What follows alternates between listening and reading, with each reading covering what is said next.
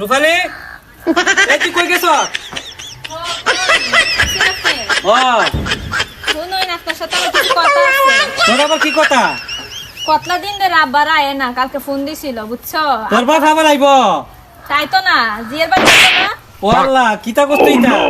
Phone দিছে বুঝছো, আইতাছে। ঘরে তো চিনি টিনি নাই, অনেকদিন ধরে চিনি টিনি আনো না। চিনি লাগবো, চা বানাইতাম। আবার চিনি?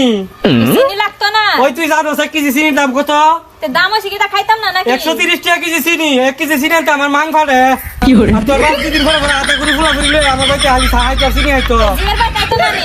ও তোর বাড়ি বুঝি আমার উপর গোছাই ফেল লাগি তোরে। বেশি কথা কই না রে, চিনি লইও বুঝছো। চিনি একটা? হ্যাঁ, চিনি লাগবো। বড় চিনি নাই? না, ঘরে চিনি নাই। ওই তুই হর আমি দিকালু ডিব্বা দিকাল তোর দেখার কিতা আছে, কইছি তোর তার ডিব্বা দিয়ে গেল সর্বনাশ হইব।